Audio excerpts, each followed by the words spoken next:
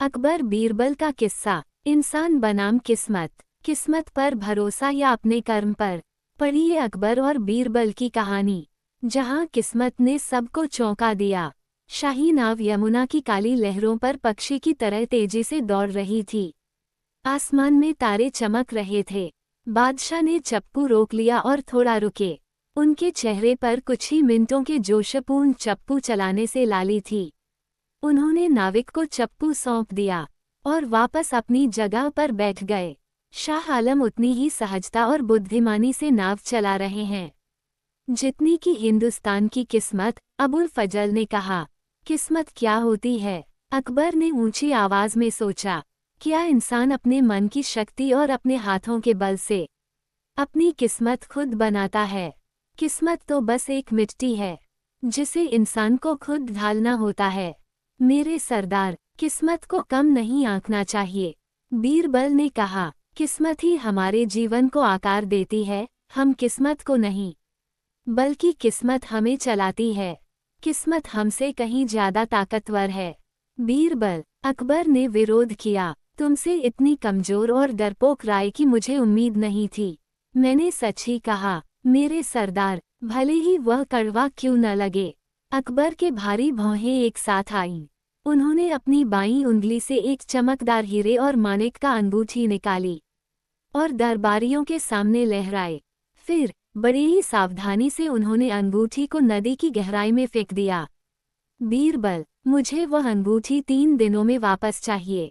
तुम मानते हो कि किस्मत सब कुछ है। अगर तुम्हारी किस्मत अच्छी हुई तो अंगूठी वापस मिल जाएगी, और अगर किस्मत खराब निकली तो 3 दिनों में तुम्हारा सिर धड़ से अलग कर दिया जाएगा। बताओ क्या कहना है? कुछ नहीं महाराज, बीरबल ने शांत स्वर में कहा। उन्होंने मुंह में कड़वाहट के साथ शाहबाज खान और मुल्ला दो पियाजा की विजयी मुस्कान देखी। अलविदा बीरबल, मुल्ला दो पियाजा ने धीमी आवाज में कहा। मुझे लगता है कि तुम्हारे जीवन के दिन गिनती के हैं। बीरबल के दिल में भी हल्की सी चिंता थी। उनकी पत्नी, बच्चे और रिश्तेदार सब उन्हें ताने मारने लगे। तुम हर बार बादशाह की बात का विरोध क्यों करते हो? उनकी पत्नी ने गुस्से में आंसू बहाते हुए कहा। अब वे तुम्हारा सिर कटवा देंगे, फिर हमारा क्या होगा? कौन जानता है कि किस्मत में क्या लिखा है? बीरबल ने शांत होकर जवाब दिया, धैर्य रखो और किस्मत पर भरोसा करो। मृत्यु का समय कोई नहीं बदल सकता। बीरबल ने 3 दिन के बीतने का इंतजार किया।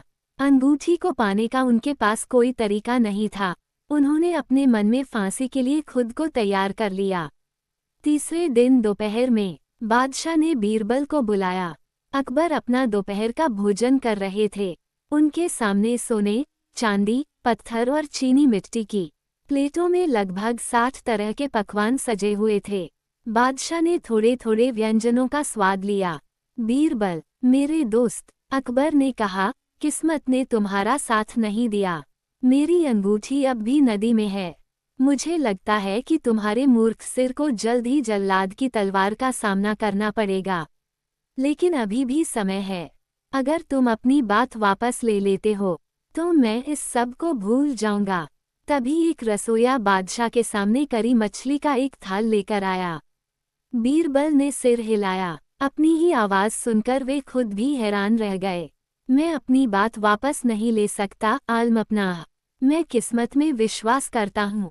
यदि मेरी मृत्यु का समय आ गया है तो हम कुछ नहीं कर सकते। अकबर परेशान हो गए। बीरबल, तुम एक बड़े मूर्ख हो। उन्होंने मछली का एक टुकड़ा मुंह में डाला और फिर अचानक थूक दिया। हक्का बक्का रसोइया लगभग गिर ही गया। ये क्या? मछली में पत्थर भरे हुए हैं। अकबर ने गुस्से में चिल्लाया। उन्होंने देखा कि वह पत्थर असल में उनका वही अंगूठी थी जिसे उन्होंने नदी में फेंक दिया थी। बीरबल, बादशाह ने जोर से कहा, देखो यहाँ, देखो, यह मेरी अंगूठी है। आखिरकार किस्मत ने तुम्हें बचा ही लिया। तुम सही थे बीरबल, हमेशा की तरह तुम सही थे। फिर अकबर ने अपने रसोइये को माफ कर दिया और बीरबल की ओर मुस्कुराए। किस्मत महान है मेरे दोस्त। चलो तुम्हारी किस्मत का आदर करते हैं।